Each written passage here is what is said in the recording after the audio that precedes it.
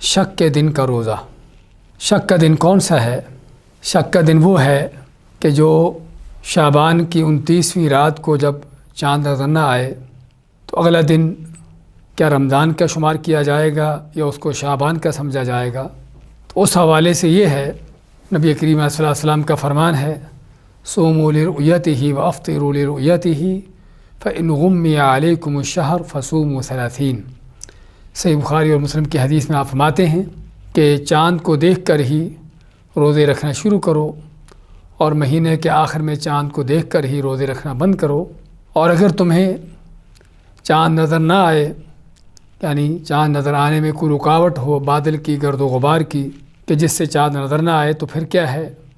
آپ ماتے ہیں فعدوا 30 او فاکملوا العدۃ 30، تو پھر جو ہے مہینے کے 30 دن پورے کرو۔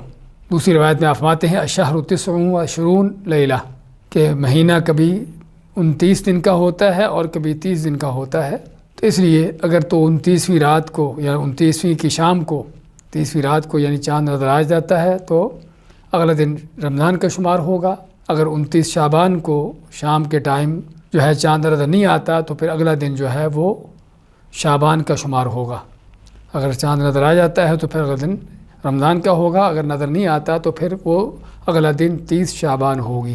تو یہ 30 شعبان جو ہے جب چاند نظر نہ آئے، اس میں بعض لوگ کیا کرتے ہیں کہ احتیاط کے طور پر روزہ رکھ لیتے ہیں کہ شاید یہ رمضان ہو۔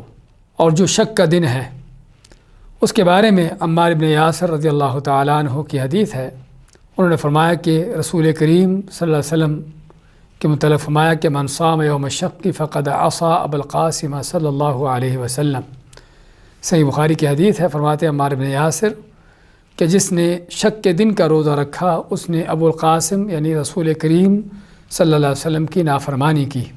تو جس سے معلوم ہوا کہ اگر شعبان کی 29ویں تاریخ کو شام کو اگر چاند نظر نہیں آتا تو پھر اگلا دن 30 شعبان شمار ہوگا۔ اگلے دن کا روزہ رکھنا احتیاط کے طور پر کہ شاید رمضان نہ ہو، یہ منع ہے بلکہ حرام اور ناجائز ہے۔ اللہ تعالیٰ کا فرمان بھی ہے فمن شہد منکم الشہر فلیصمہ، کہ جو بھی تم میں سے مہینے کو پالے، پانے کا معنی کہ اس کا چاند دیکھ لے تو اس کا روزہ رکھے۔ بارک اللہ فیکم وجزاکم اللہ خیر۔